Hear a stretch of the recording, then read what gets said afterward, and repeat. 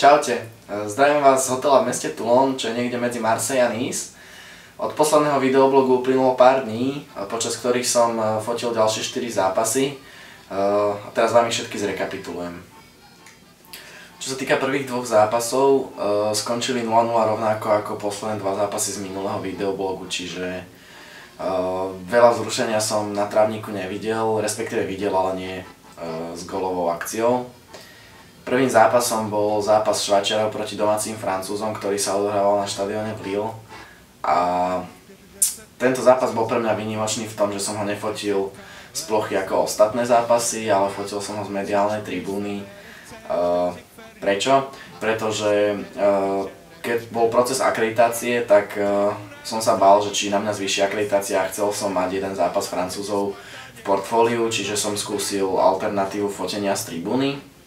Ale takisto som si to chcel aj vyskúšať, pretože väčšina veľkých agentúr ako je AP, AFP, Getty, Images alebo Reuters majú vždy jedného fotografa hore.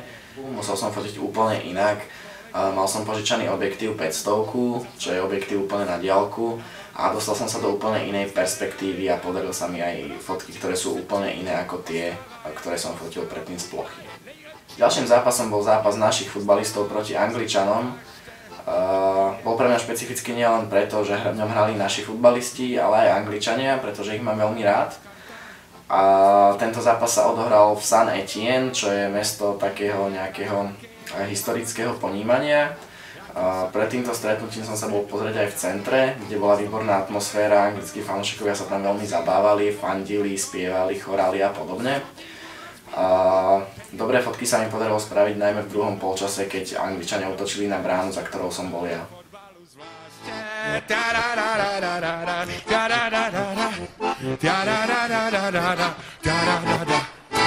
Ty mlč, ty páprdo. No ty v tom báloňáku fotbalu rozumíš, jako za na kaňáku. Být tebou tak nežvaním a radši mažu, jinak se neubráním, pak ti ukážu. V neděli po fotbale, kdo umí, ten umí. Hej, vrchní seš pomalej, 6-0 na ruby. Já bych jim ukázal na šachtu s nima. Dobrý den, sportu zdár, fotbal je prýma. Tja-ra-ra-ra-ra-ra-ra, tja-ra-ra-ra-ra, tja-ra-ra-ra-ra-ra-ra, tja-ra-ra-ra, tja-ra-ra-ra-ra-ra, tja-ra-ra-ra-ra, tja-ra-ra-ra-ra-ra, tja-ra-ra-ra,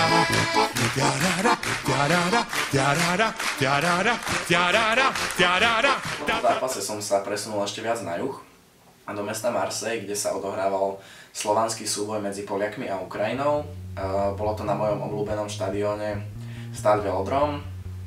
Zápas bol naozaj skvelý, veľa akcií, útočných akcií sa na ňom odohralo. Bohužiaľ gól padol do opačnej brány, nie do tej, na ktorou som bol ja, ale do tej na druhej strane. Dal ho Kuba Blaščikovský, čo je výborný hráč Dortmundu. Bol to úžasný pocit opäť zažiť tú skvelú elektrizujúcu atmosféru a opäť sa mi podali, myslím si, že výborné fotky. Často jásá natřenej zbor, někdy pláčem pro hloupej gól, jenže víra je naše síla. Nechte vítr vát, nechte góly znít, každej máme svý hymny vítězný.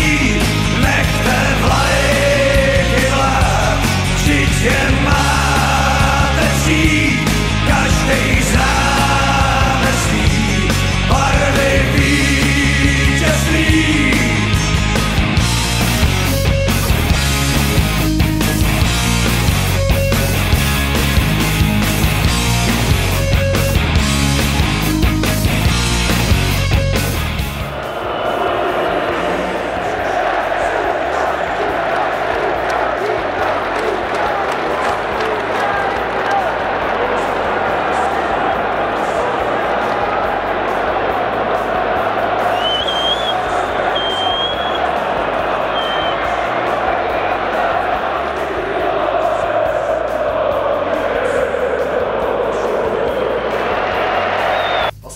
zápasom skupinovej fázy, ktorý som fotil, bol zápas Švédov proti Belgičanom.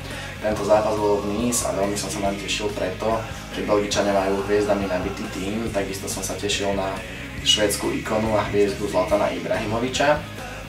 Ale najviac ma prekvapili belgickí fanúšikovia, ktorí prišli odetí v rôznych maskách, dresoch, zafarbeniach, pomalovaní na tvári a tak ďalej, čo ma veľmi prekvapilo a najmä si myslím, že tento zápas mi vyšiel z pohľadu fotiek belgických fanúšikov.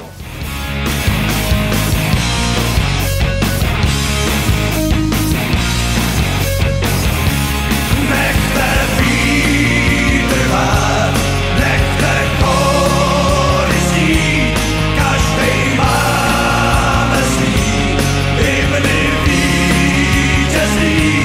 Nechte vlajky vlád, vždyť je máte snít, každej z náme snít, barvy vítězí. Nechte vítr vát, nechte kóry snít, každej máme snít, hymny vítězí. Nechte vlajky vlád, vždyť je máte snít, každej z náme snít, barvy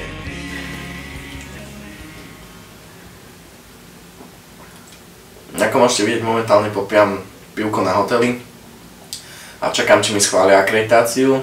Žiadal som UEFA o schválenie akreditácie zápasu Anglicko-Island, ktorý sa bude hrať 27. v Nice.